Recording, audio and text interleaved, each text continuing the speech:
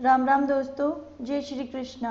आज है संतान सप्तमी और संतान सप्तमी की कथा मैं आपके लिए लेके आई हूँ।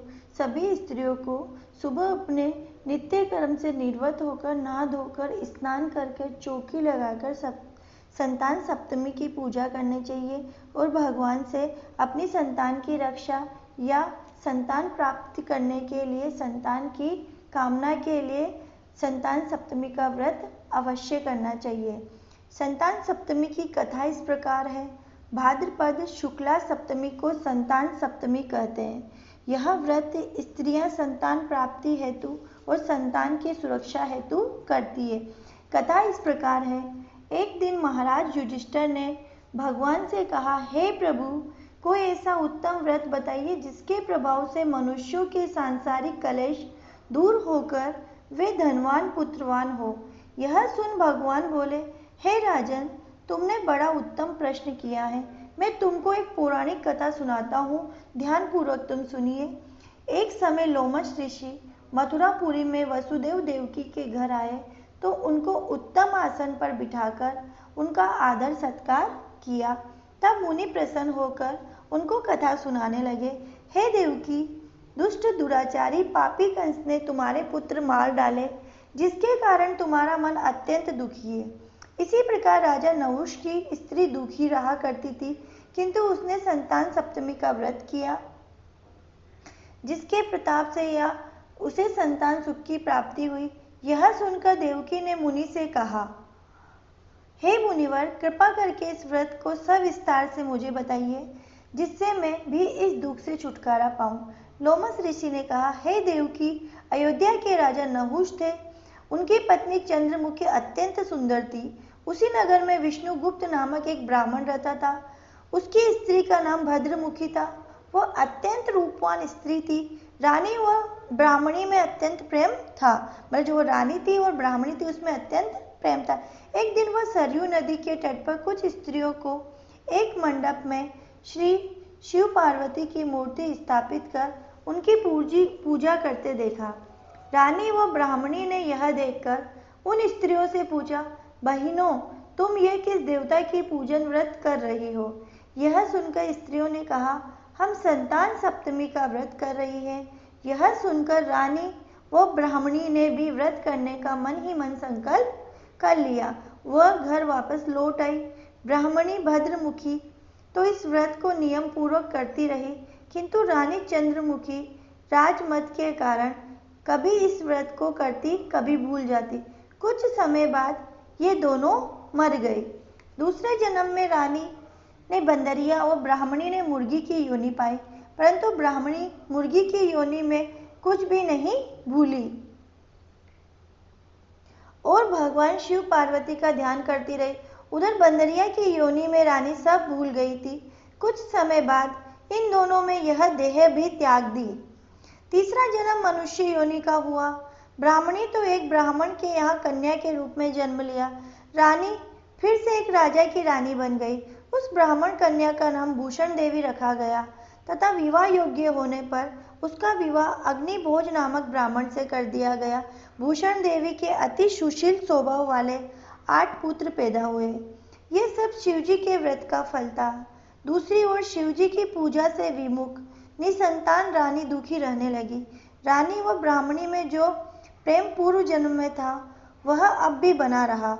रानी जब वृद्धावस्था को प्राप्त होने लगी, तब उसके गूंगा बहरा बुद्धिहीन अल्प आयु एक पुत्र हुआ। वह 9 वर्ष की आयु में ही संसार छोड़कर चला गया। अब तो रानी पुत्र शोक में बहुत दुखी और व्याकुल रहने लगी। देव योग से भूषण देवी ब्राह्मणी रानी के यहाँ सब पुत्रों को लेकर पहुंची। रानी ब्राह्मणी के इस वैभव एवं 8 पुत्रों को देख उससे मन ही मन ईर्ष्या करने लगी। उस ब्राह्मणी ने रानी को दुख दूर करने के लिए अपने 8 पुत्रों को रानी के पास छोड़ दिया। रानी ने पापवश उन ब्राह्मण पुत्रों को लड्डू में जहर मिलाकर खिला दिया, परंतु भगवान शिव की कृपा से एक भी पुत्र नहीं मरा। जब भूषण देवी भगवान की पूजा सेवा से निवृत्त होकर वहां आई, तो रानी ने उनसे कहा, मैंने तेरे पुत्रों को मारने के लिए लड्डू में विष मिलाकर दिया था, परंतु इनमें से एक भी नहीं मरा। तूने ऐसा कौन सा दान पुण्य व्रत किया है जिसके कारण तेरे पुत्र भी नहीं मरे और तू नित्य नए सुख भोग रही है? इसका भेद मुझे निष्कपट कहा, मैं तेरी बड़ी ऋणी रहूंगी। रानी के ऐसे वचन सुन ब्राह्मणी ने रानी को तीनों जन्म का हाल बता दिया या सुना दिया। शिव कृपा और व्रत के प्रभाव से मैं भगवत स्मरण को इस जन्म में भी नहीं भूली और व्रत को नियम पूर्वक करती हूँ, और तुम अपने इस संकल्प को इस जन्म में भी भूल गई। मैं समझती हूँ कि तुम्हारे ऊपर जो भारी संकट है उसका एकमात्र कारण यही है। इसीलिए मैं कहती हूँ कि आप अब इस संतान सप्तमी के व्रत को नियम पूर्वक करो, जिससे तुम्हारा यह संकट दूर हो जावे। लोमस ऋषि बोले, हे देवकी, इतना सुन रानी ब्राह्मणी के चरणों में पड़कर क्षमा याचना करने लगी और शिव पार्वती की अपार महिमा के गीत गाने लगी। उस दिन से रानी ने नियमानुसार संतान सप्तमी का व्रत किया, जिसके प्रभाव से रानी संतान सुख भोग कर अंत में शिवलोक को गई। हे देवकी, भगवान शिव के व्रत का ऐसा प्रभाव है कि पथभ्रष्ट मनुष्य भी अपने पथ पर अग्रसर हो जाता है, अतः मैं ऐश्वर्य भोग कर मोक्ष पाता है। इसलिए मैं तुमसे भी कहता हूँ कि तुम भी इस व्रत को करने का अपने मन में दृढ़ संकल्प करो, तुमको भी संतान सुख प्राप्त होगा। ऋषि ने कथनानुसार माता देवकी से यह व्रत किया, जिसके फलस्वरूप कृष्ण भगवान का जन्म हुआ।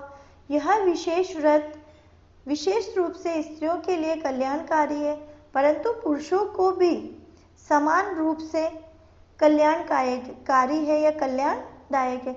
यह संतान सुख देने वाला वो पापों का नाशक उत्तम व्रत है, जिसे स्वयं करे, दूसरों को भी करावे। जो नियम पूर्वक इस व्रत को करके भगवान शिव व पार्वती का सच्चे मन से आराधना करता है, वह अंत में शिवलोक को जाता है और उसकी संतान के ऊपर हमेशा शिव पार्वती की कृपा बनी रहती है। इसीलिए सभी महिलाओं को संतान सप्तमी का व्रत करना चाहिए और शिव पार्वती का विधिवत पूजन करना चाहिए, ताकि जीवन पर्यंत हमेशा उनकी संतान के ऊपर ईश्वर की कृपा बनी रहे। और जिन स्त्रियों को संतान ना हो, वो भी संतान की कामना के लिए भगवान शिव और माता पार्वती का व्रत करें, संतान सप्तमी का व्रत करें। सभी दोस्तों को मेरी इस कथा का प्रणाम है, जो मेरी कथा को सुन रहा है या जो मेरी इस कथा को सुनने वाला है। प्लीज़ मेरे चैनल को सब्सक्राइब कीजिए, लाइक कीजिए और चैनल को आगे बढ़ाइए। राधे राधे दोस्तों, जय श्री कृष्णा, श्री शिवाय नमस्तुभ्यम।